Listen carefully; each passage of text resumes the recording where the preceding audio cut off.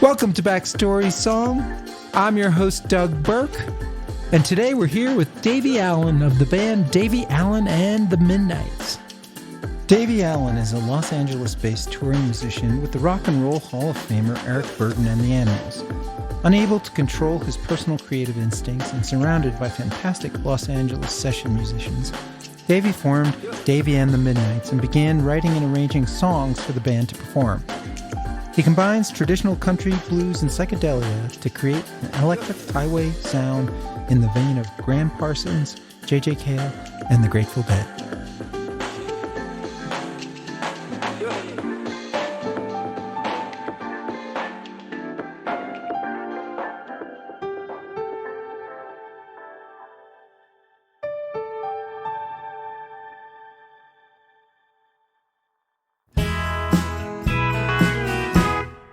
Early in the morning, before he heads out,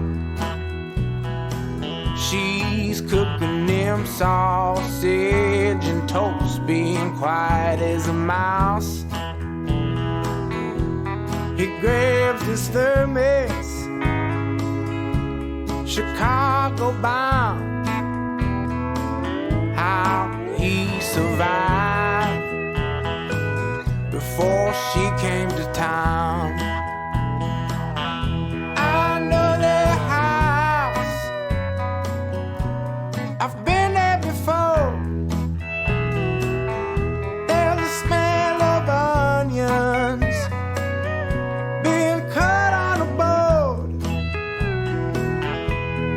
Big ideas outside of their back door.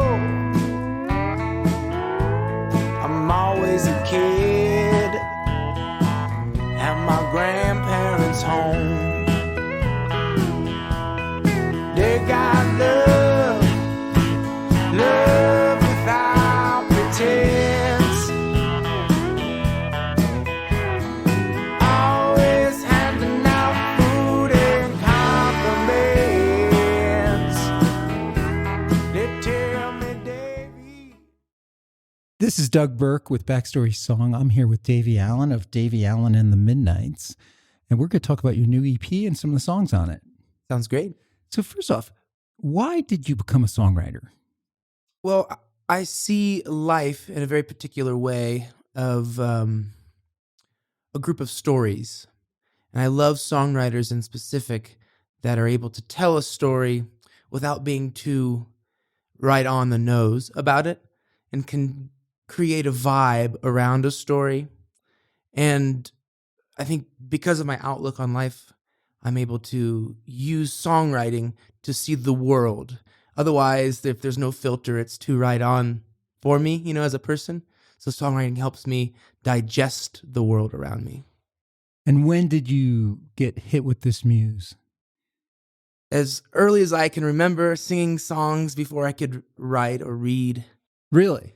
Forever, yeah. I mean, for as long as I can remember, I've been writing songs of melodies in my head, and it's always been there. Like in kindergarten? Yeah. I would be embarrassed if they found their way to someone that could listen to it. But there's cassettes that my parents recorded of me singing. There's videos, home videos of me writing songs as a 3-year-old, a 4-year-old, and singing into my grandmother's cane like it was a microphone. Really, really bizarre stuff. Almost from birth, huh? Yeah, truly. So we're here to talk about your new EP, which is eponymously named, I guess, Davey and the Midnights? It's not on there, but it's the Full Moon EP. The Full Moon EP, okay. Yeah. Which song you want to start with? Science of Gravy? Let's start from the top. Okay. So tell me the backstory. Right. It's a very interesting name. My grandfather, Paul David Allen the First. I'm Paul David Allen the Third legally, not Davey. But since I was born, just like the music, I've been known as Davey, not Paul. But my grandfather, Paul the First, he would always say, we would sit down to dinner, and he would say, I don't use butter if I have gravy. And I just accepted that for my entire life until I got to, my teenage years, my early adult years. And I was like, what does that even mean? And I don't know. And I don't even know if he knows really what it means. but it took on a life of its own, the saying, I don't use butter if I have gravy. So as a way to honor my grandparents, who I love very, very much and were very important to me growing up, I wrote this song for them. And it's about my grandfather, but it's more about them as a couple, my grandparents, and their relationship. And the first verse is their routine that I remember as a child was my grandfather, who was still working at the time, would get up at 3 o'clock, 3:30 in the morning, and my grandmother would be up right before him cooking sausage, cooking eggs, getting breakfast ready, getting his lunch ready, and he would leave as a truck driver, and he would drive to Chicago, which is 2.5, 3-hour drive, and he would drive back and maybe do that 2 or 3 times a day. And that was their routine. And that's basically what the first verse is about. So you grew up in Indiana. Were they in Indiana as well? Still are, yeah. Okay. Yeah. Northwest Indiana. Northwest. What town is that? It's Monticello. Okay. It's Monticello. And it's even people who founded it named it after Thomas Jefferson's home, Monticello, his estate. But for some reason, I don't know if it's the dialect or whatever, but it's Monticello, yeah. So Monticello is 2.5 hours from Chicago, and your grandpa would run a rig? Yep. A 16-wheeler? Yep. 18-wheeler, sorry. Yeah. Up there and back, hauled for a company he worked for many different companies, worked as a private driver, he was working independently. But then when I was born and he was his last years of work, he was working for Landis Plastics.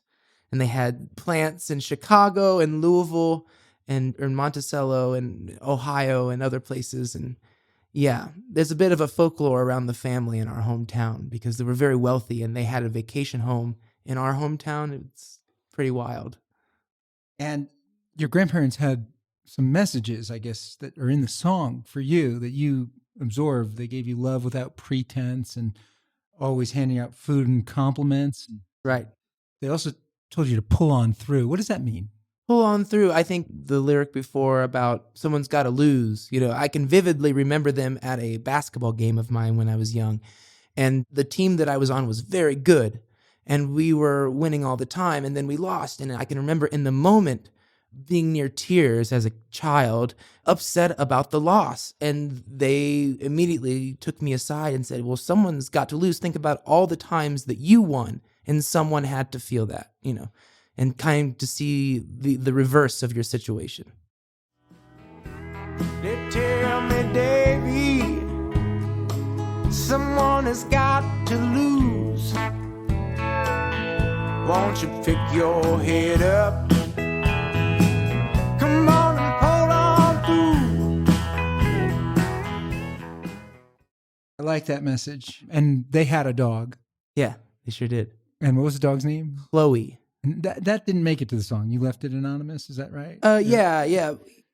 Initially, I think it did have the dog's specific name. But I think it's easier for people to wrap their own situations and hang their hat on it if it's more anonymous. And what kind of dog was that? Shar-Pei. Oh, really? Yeah. And so this is a note to your grandparents. And tell me about how did the song come to you and how fast did you write it?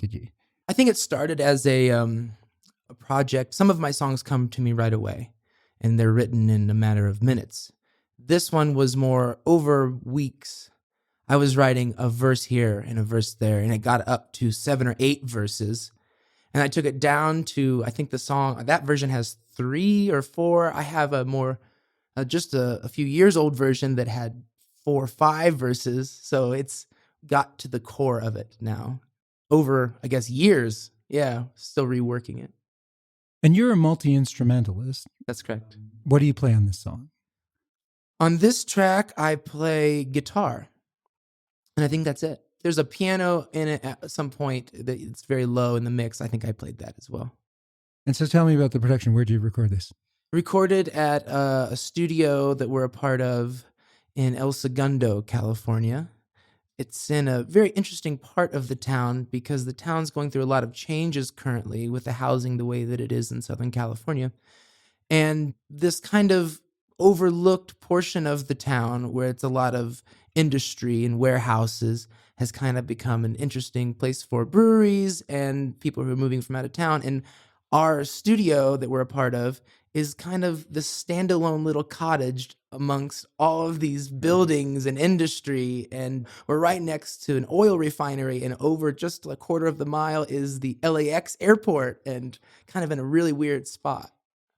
And so this is you and your band, no session musicians? No session musicians. Tell me about your band. Yeah. 5 of us total on the record. Corey Dawson on bass. On that particular track, we have a few drummers that we use because of schedules and thankfully people's success. We're able to go through different drummers. On that track, it's Dustin Kester, who I also play with in Eric Burdon's band, and we're both from Indiana. And you found yourselves in L.A. Yeah, yeah. And this is Eric Burdon and the Animals. You guys are the backing band for him on tour? Backing, yeah. And in the studio if anything ever gets released, but maybe not. Science of gravy. What's the science of gravy? Don't use butter with your gravy? Don't use butter if you have gravy. Or I don't use butter if I have gravy. I don't even think it's not even telling someone they should or shouldn't. It's just saying it's a matter of fact. I don't use butter if I have gravy. That's the type of person that I am. I think that's the declaration. Well, I like the language of the song. I like the onions being cut on a board. You can almost smell it in the song. You could smell the food from your grandmother and Grandpa heading off to Chicago. What else do you want to say about Science of Gravy?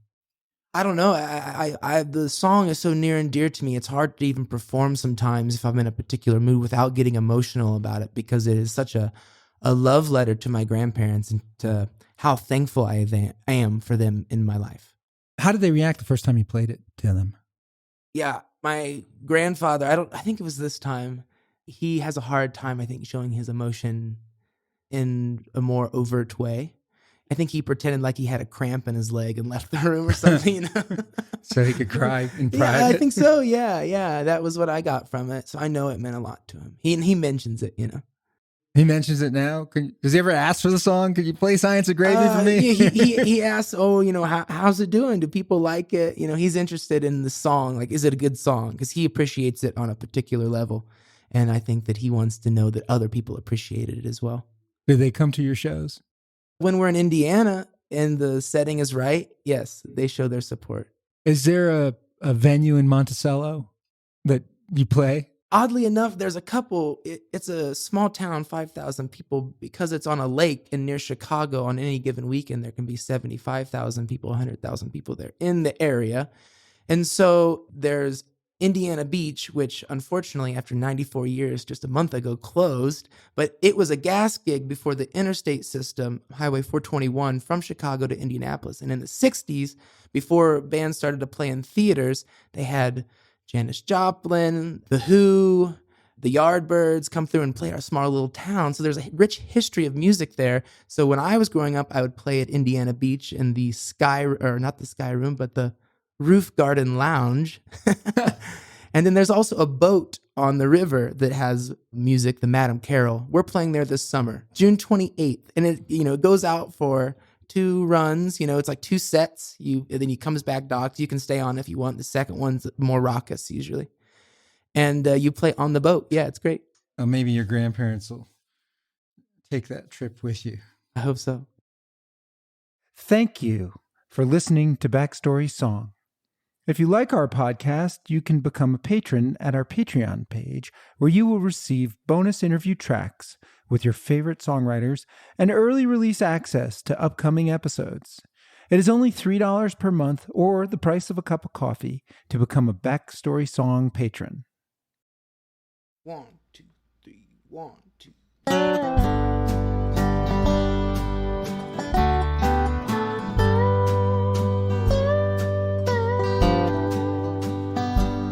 Little sis, please take the reins. My body is weary, but the band still must play. Little sis, how far we must go. How many more songs left in this show? Little sis,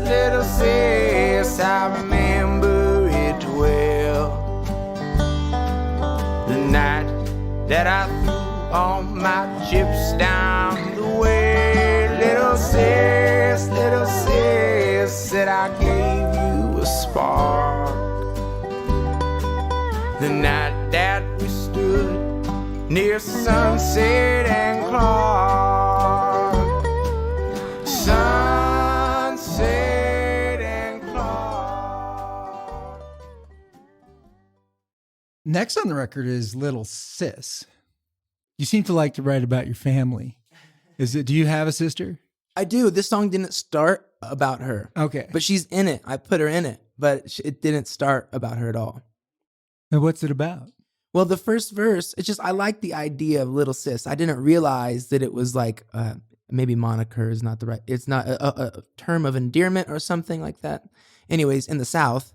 And I heard Willie Nelson play last summer, saw him for the first time in person.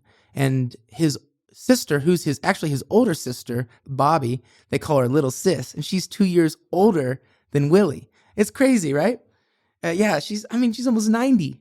So I was like, I got to write something for Sister Bobby, because like that's just too good. Little Sis, that's the gem of that whole family story, the traveling band. And it started off, so the first verse, something that I heard in an interview Willie say about Bobby was that when the show gets too out of control or he needs to find himself or center himself, he feels so comfortable with her, he just throws her the reins and she'll go off on the piano and he'll step away and collect his thoughts and, come back and be ready for the next spot.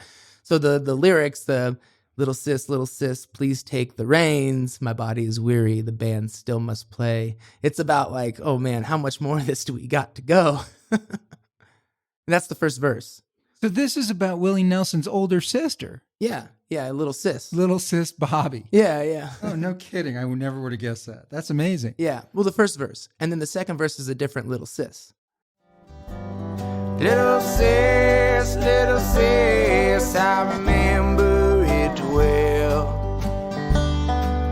The night that I threw all my chips down the way. Little sis, said I gave you a spark.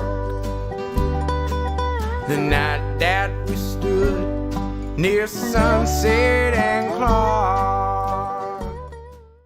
The second verse is Miley Cyrus, who also her family as like a term of endearment. I don't know what we would call that.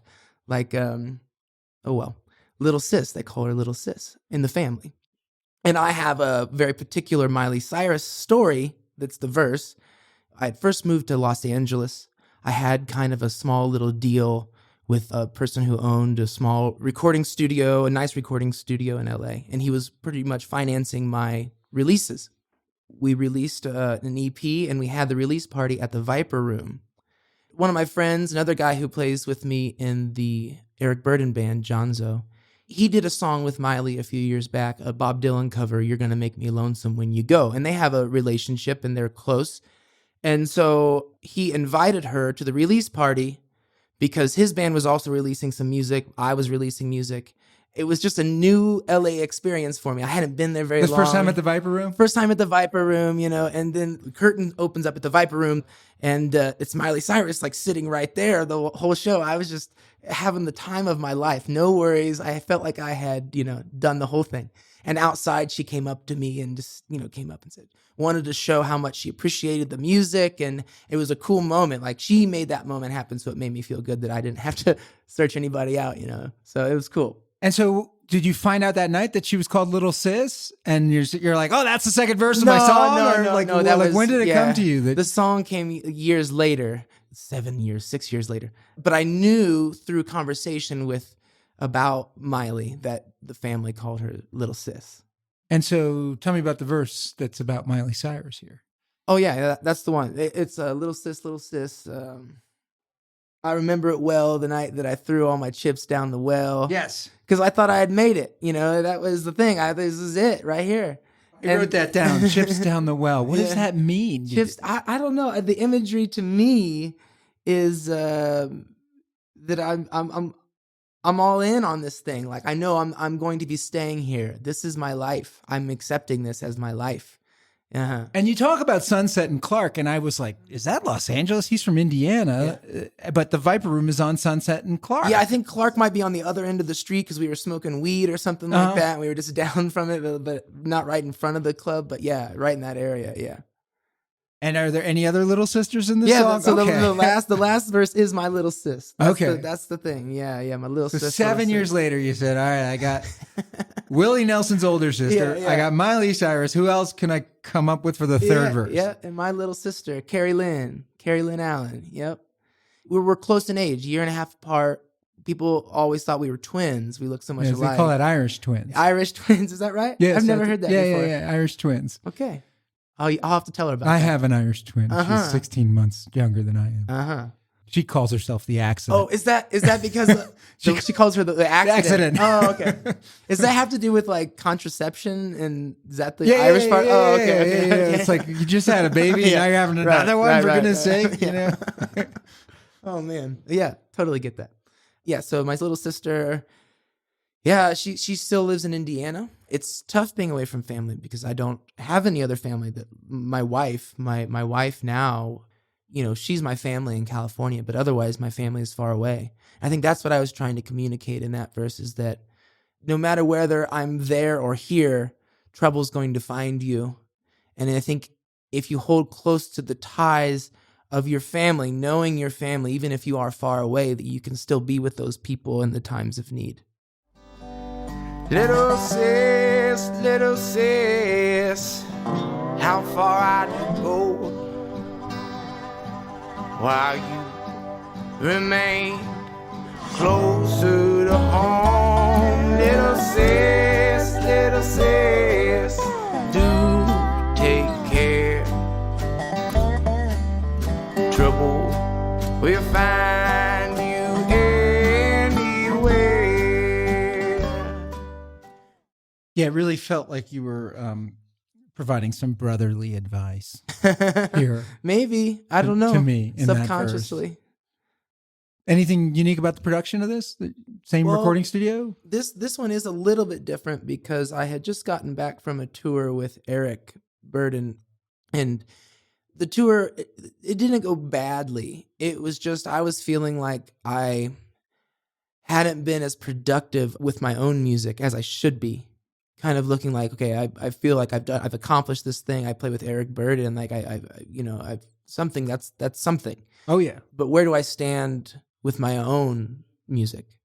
And so when I got back, I already had a rehearsal space in Inglewood at the time. Inglewood, California, also close to the airport, just on the other side of the airport. I made it a point to go in every day when I came home from the tour. And I hadn't planned on this being on any type of releasable thing. I just kind of wanted to see if I could do it on my own. And I had my acoustic guitar, and the whole song is just me, except for the dobro part is Brandon Conway, who plays pedal steel in our band. So this one is kind of a more DIY, and decided afterwards to include it with this because Brandon was on it, and it's a song that we perform as a band. But the instrumentation on this one is mostly me. Yeah, I noticed several of your songs have dobro on them. Yep, dobro, pedal steel. You use a lot of creativity with the strings. Yes. We're a musical band. Yeah.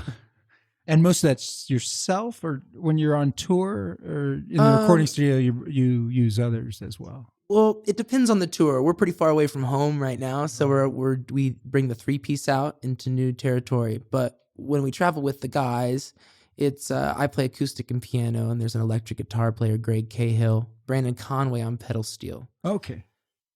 So this is a stripped down show that I saw. Correct, yes. Yeah. And your bass player's wearing a dress, like Perry Farrell style? Yeah. I don't know that reference. Perry Farrell from Jane's Addiction. He wears a dress on stage. Oh, that's right. Yeah, he does. He is. Yeah. Oh, yeah. And yeah, his name came up recently. My friend Nick Mayberry, he lives great in guitar LA. player. Yeah. He plays with, what's his name again? Jane's Addiction, Perry Farrell. Perry, yeah.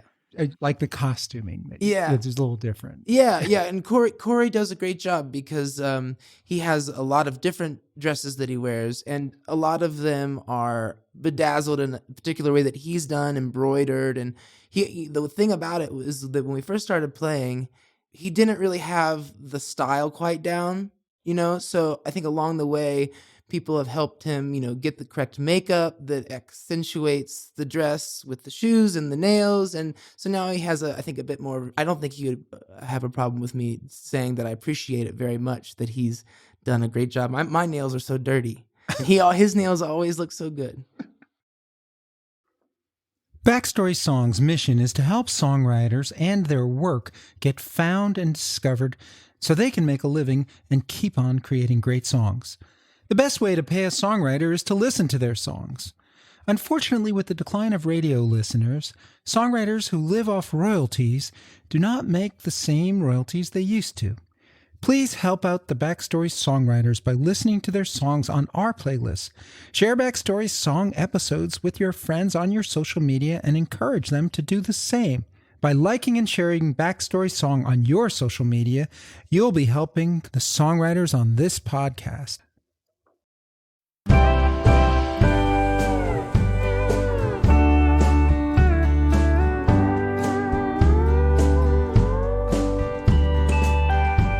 I'm star for starlight,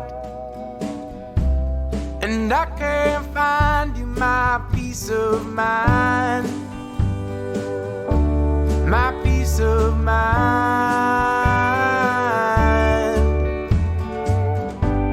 I've crossed a limit, misplaced my moonbeams. I'm so unwise, I'm so unwise. Old river, why do you flow? Where do you go? Maybe I wanna know. Old River. It's the next song on your EP. Yeah, also about the river I grew up on in Monticello. It's technically a lake. There were 2 dams that were put into the area in the 1920s. The Oakdale Dam was later. The Norway Dam, which I grew up near, made a lake out of the Tippecanoe River, and they call it Lake Schaefer Lake, and later became Lake Schaefer. But the song in particular, or the emotion that I wanted to give from the song, I had this thing at a certain point where I was itching to go, or leave before I could. And I knew geographically that the water that was coming right by my room would flow into the Wabash River, into the Ohio River, into the Mississippi River, and all the way to the Gulf of Mexico. And if I wanted to, I could get in a canoe or a kayak, and you'd have to get out and go around. But I could, if I really wanted to, I could do it. And for some reason, that provided some comfort for whatever reason. So the actual river is the Tippecanoe River. Tippecanoe, yeah. The famous saying, Tippecanoe and Tyler too. Of course. Who were they? Do you remember where you taught them in history? Yeah. Because you lived there? Yeah, I think so. I am a fan of history, so it's hard to tell if I would have known. But yeah, William Henry Harrison. There's a battleground near where we grew up, in between our town and Lafayette, which is the next big town, where Purdue University is in West Lafayette. And it's called Battleground. It's a town, and it's the Battle of Tippecanoe. And William Henry Harrison was kind of like the hero of the battle. Ran for president as he was like the average Joe type of guy. He'd go around and he'd have a drink with you, old Tip. But then he gave the longest inauguration speech in history and died of pneumonia a month later. Yeah. So also the shortest presidency, I think. That's what he's famous for. Yeah, Tippecanoe and Tyler too.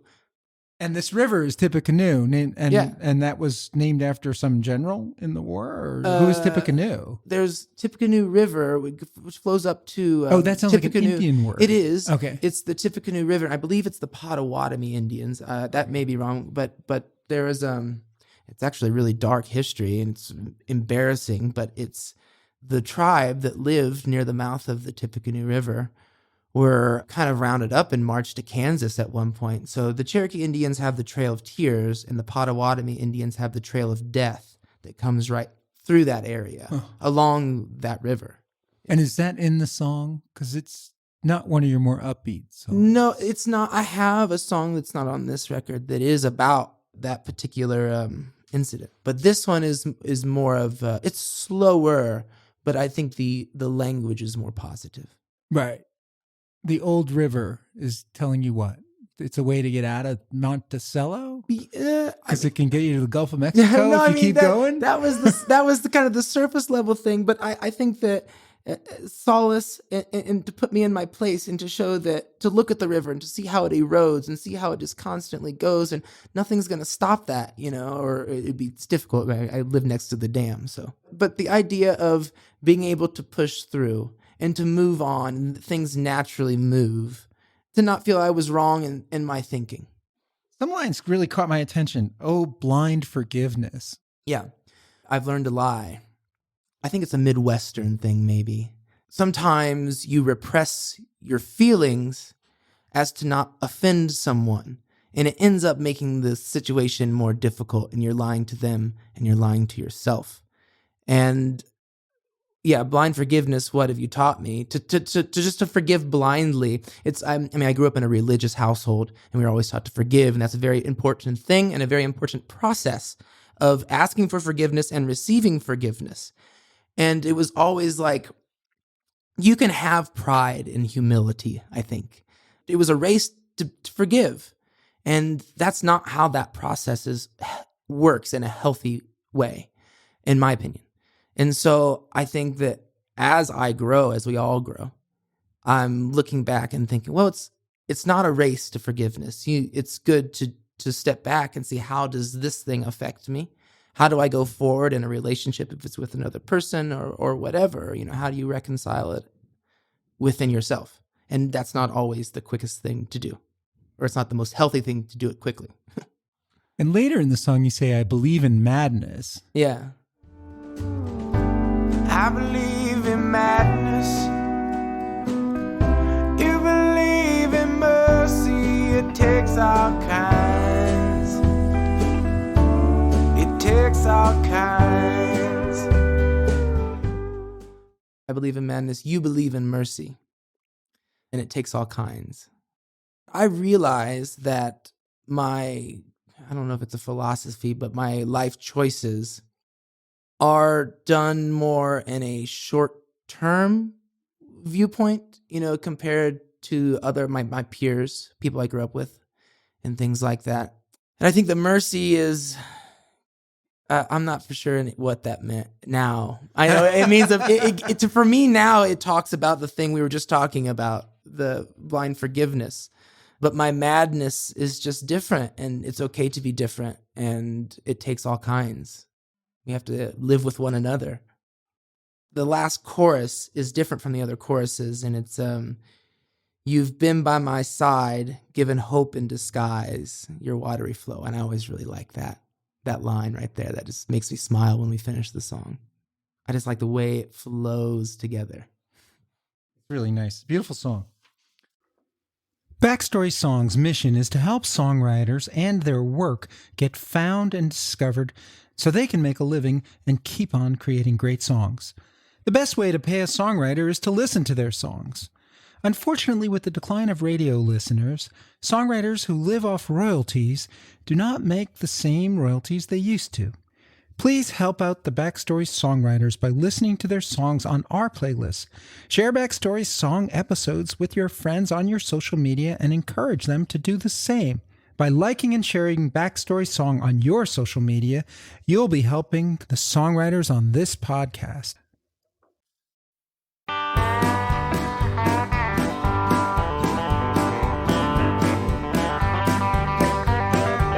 I've got to go. I've got to fly. I've got to leave this old town behind. I've got to say, won't you fare me well? For my baby wish me to hell.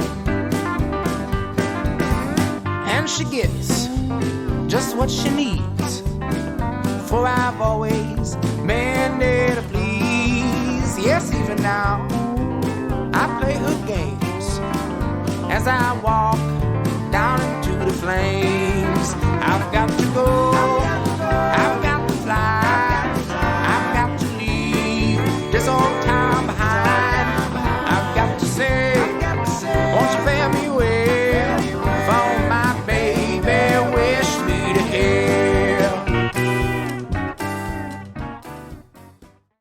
one of my favorite songs I saw you finish your show with, Wish Me to Hell. Yeah. It's a great closing song. I think probably in your set list, you might keep it there or Generally. Yeah. It didn't used to be that. We used to close with a different one. In the last 6 months or so, that's become our closer. I guess this is a breakup song or. Oh, yeah. I was in Indiana living and had a relationship that went south rather quickly. Pretty far south. And unexpectedly, it caught me off guard, swept me off my feet a bit. And it worked out in a particular way. It was the best thing that could possibly happen to me. And I didn't see it that way at the time. It's funny how things appear with distance.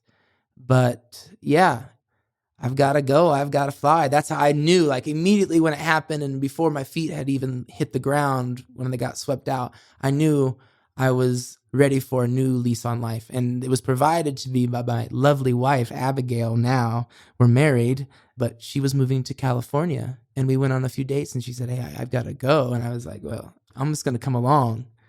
This sounds great if you don't mind." So that's how my life in California started. Yeah, I got to go. I got to fly too. Hop on that airplane with her, huh? Yeah, or did you drive cross country? Let's see. Well, she went out first. I wasn't prepared to go just that quick. So she lived in West Hollywood with family, with her brother-in-law, my now brother-in-law and sister-in-law.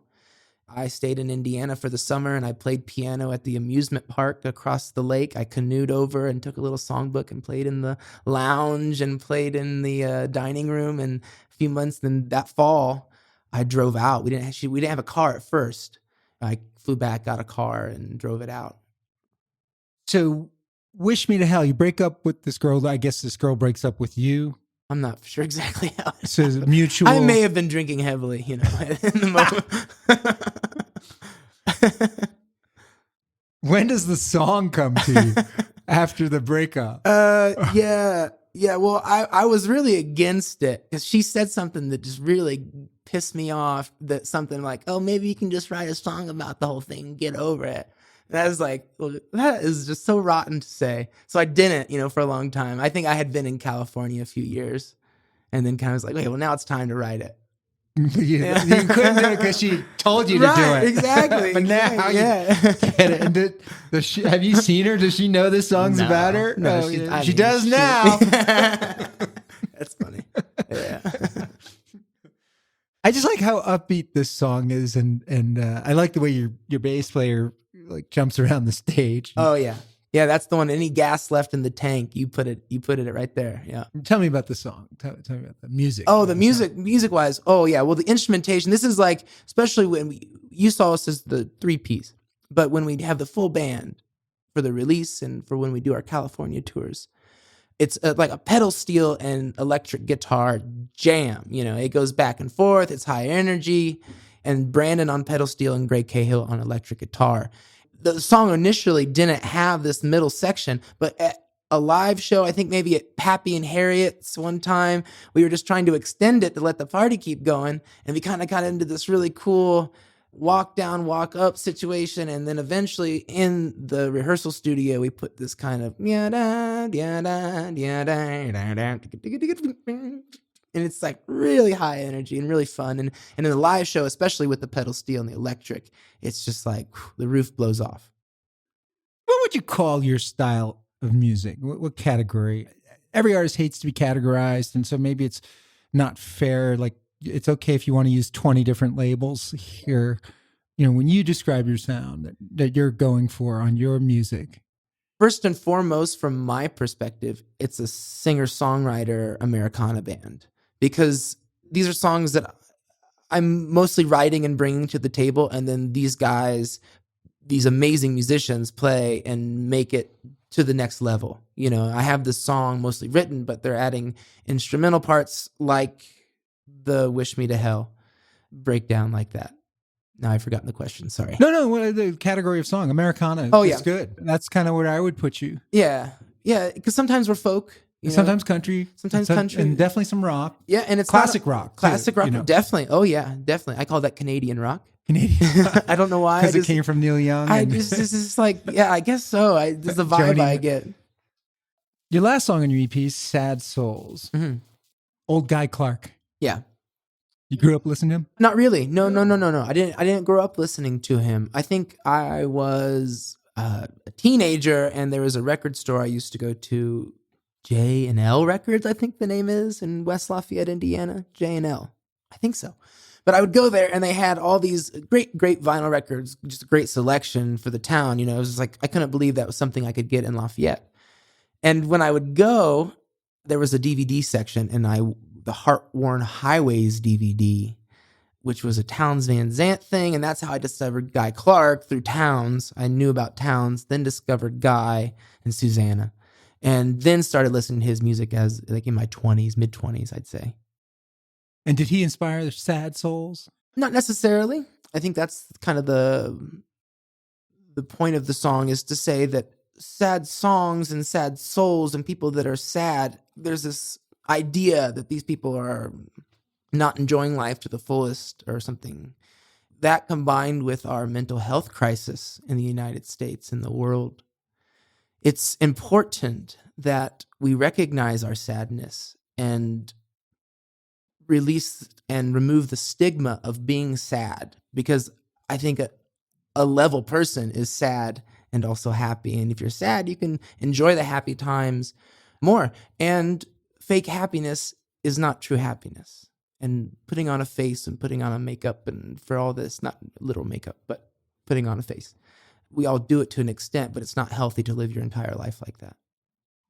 This song is one that your religious foundation comes through in the line, "Let's join in this communion." It's funny, when I wrote it, it wasn't intentional. It just seemed to fit. And then as I listened to the song and as the song morphed, and I think there was a different verse and a rewrite here and there, I was like, oh, wow, this has got some serious religious overtones. It goes back to, I grew up playing in the church. I from 15, 16 years old, I was leading the band, the choir, and doing that. What was the name of the church? Lake Schaefer Christian Center. It's a First Assemblies of God, Pentecostal, Acts chapter 2 believing, gifts of the Holy Spirit, speaking in tongues, dancing in the aisle. Yeah. Get out. Hey, come on, the whole thing. Sounds good. Sounds like a good show. It's a great show. And that's kind of where I learned the art of a show and how do you entertain people and how to keep people's attention, to do it without, hopefully without them knowing about it. And I just said this recently to someone else, but like, as I've grown in that, there's an added responsibility when people come to you. And that's the point that we were talking about, is that the sad souls, people are coming and wanting to be filled. People generally that I've found, they come to a show and they want to experience and they want to be filled up with something. We are giving them something and then they give it back to us, and it can happen multiple times within the show, this transference of energy. But I find it's our responsibility to put out good vibrations in this transference of energy, because it happens. So Dear Johnny left us on the 4th of July, and Dear Abby, she missed out. Yeah.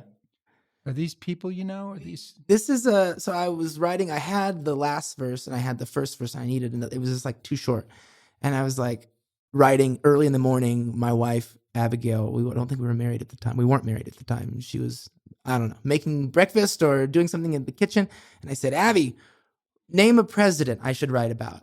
And she said, John Adams. So it's John Adams. It's about John. I don't know if he's a sad soul or not. This verse is kind of like, I don't know how it fits in exactly, but it's, people can hang their hat on it. Well, he left on the 4th of July. That's a sad story, right? Yeah, he did. He died on the 4th of July. Did. I didn't know that. And he died, and his wife tried to make it back. Oh, Abigail Adams tried to make it back before he passed, and it was rather quick, and she didn't make it back. She not in time before he passed. Oh, that's what that's about. Okay. Yeah. So I wrote it, real quick. It was just like that, and that was the verse. There we go. I was thinking it was Dear Abby from the column. Well, then once I wrote it, then I was like, okay, this works, because Dear John, like it's a Dear John letter or something, and Dear Abby, the columnist. Yeah, exactly. That's funny. And then I like that you go into a guitar break. You don't actually have a break in the song, right? Or no, it's not just really. A guitar break. Yeah. It's just the chorus progression again, repeated a few times, and live we build it up. Usually when Greg's playing guitar, he rips on that one. Yeah, that musical break was definitely for his guitar. When you write the song, do you like guitar break and just like sometimes? Or do you actually write the breakout on your guitar? No, not. I might have a line that or like a little lick that I have, and it's happened that I'll bring the lick, and then immediately within a minute, the dudes are playing something way cooler that I could never even begin to play. So they're so good. Huh? Yeah. Oh, they're this amazing. They're the top-notch LA session musicians. I would put them around. up against any other dudes around. Yeah, no doubt. Eric Burdon won't play with any amateurs. I know that. And you're drinking table wine from a big old jug at the end. Yeah. That's the drummer, Mike Sanson, and myself. We lived in Indianapolis. At the time, we were pretty dirt poor, and that's all we could afford was to get the big Carl Rossi jug, and we'd sit on our porch just to pass the time, maybe pick a little guitar and pass this big old jug around. On Broad Ripple Street. It's off of Broad Ripple Avenue. Ripple Avenue. Yeah. We were That's a great name. Yeah, isn't it? We lived in like South Broad Ripple. It's like a little village within Indianapolis. And we lived on Carrollton Avenue. Anything else you want to talk about on Sad Souls? Well, the studio work, that one's interesting because we had decided to do this EP a few months back, and Old River as well will go along with the Sad Soul thing. Is that we recorded Science of Gravy, we recorded Wish Me to Hell, Little Sis. Then I brought to the table that I had done on my own with Brandon, and it was like, okay, this is like looking like an EP. And it's like, what else we got? And I went through the computer of things that we had recorded, demos we had recorded over the last 2 or 3 years. And that Sad Souls and Old River were demos we had done at our old space in El Segundo, or rather in Inglewood. And I was like, I think we can salvage these. I'll put a new vocal on them and we'll do a nicer acoustic thing. And that's what it is. It was like 2 years old on the production. And it's Mike on the drums, Mike Sanson on the drums. And also that last verse, the Broad Ripple, sitting on the porch. I really like Kurt Vonnegut, and he's like used to live in that neighborhood and get out and used to drink. Supposedly, as the legend goes, drink at the Red Key, which is a bar on Broad Ripple, or no, on College Avenue. I'm sorry, on College Avenue. I feel like a connoisseur of bars, and the Red Key is one of my favorite of all time. It's great. In Indianapolis, that's the place to go. Yep, they got rules. No jackets on the back of your chair. There's no jukebox while euchre's being played.